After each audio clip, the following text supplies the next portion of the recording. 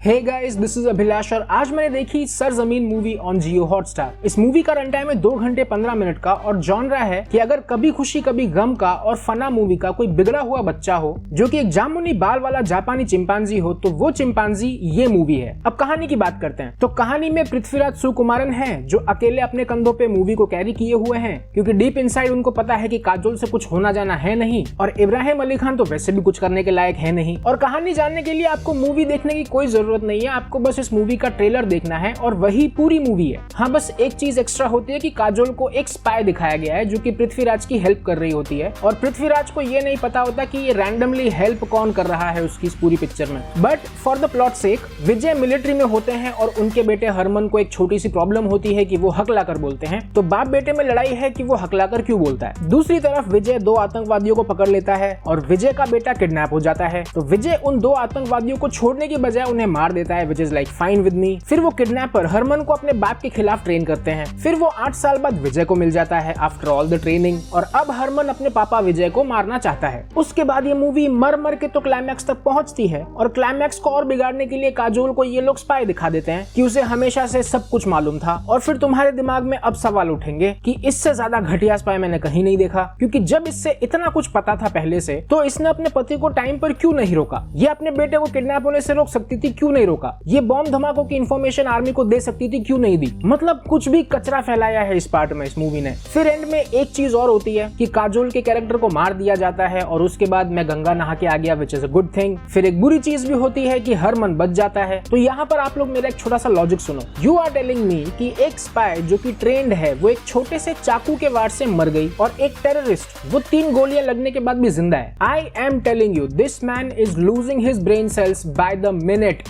और धर्मा प्रोडक्शंस इस साल शायद 50% बिक गया था ना, तो ये लोग अगर ऐसी मूवीज बनाते रहे तो साल के एंड तक ये पूरा बिक जाएगा। और देशभक्ति भैया, ऐसी धी पिटी की देशभक्ति दिखाई है कि मैं क्या बताऊं। अब इतना सुन लिया है तो ये वाली चीज भी सुनकर जाओ। ये मूवी का पहला सीन है जहां पर 11-12 जवान शहीद हो जाते हैं ड्यूरिंग एन ऑपरेशन। अब मैं यहाँ पर तुम लोगों से चाहता हूँ कि तुम लोग गेस करो कि इसके बाद क्या सीन आएगा। यहाँ पर तुम लोग सोचोगे कि इसके बाद उन्हें रेस्पेक्टफुली झंडा उड़ाया जाएगा, सलामी दी जाएगी वगैरह वगैरह। नहीं भैया, पार्टी चल रही है, सब लोग मजे में है, दारू वारू चल रही है फुलम फुल, सब लोग नशे में धुत। मेरा खून इसीलिए उबल रहा है अभी क्योंकि मैं खुद एक आर्मी वाली फैमिली से बिलोंग करता हूँ और ऐसी चीजें देख के मुझे फील होता है कि साइमन कम बैक, इधर आजा, वापस कब्जा कर इंडिया पे।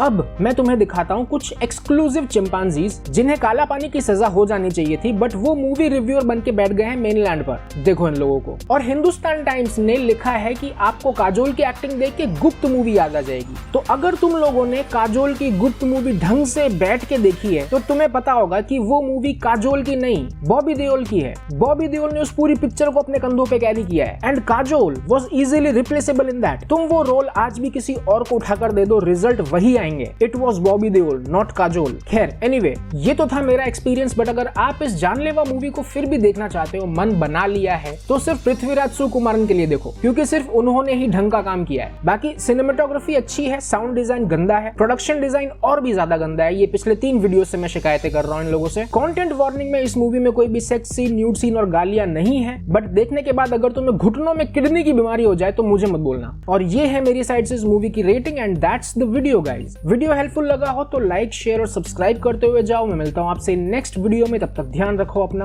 B awesome, bye bye.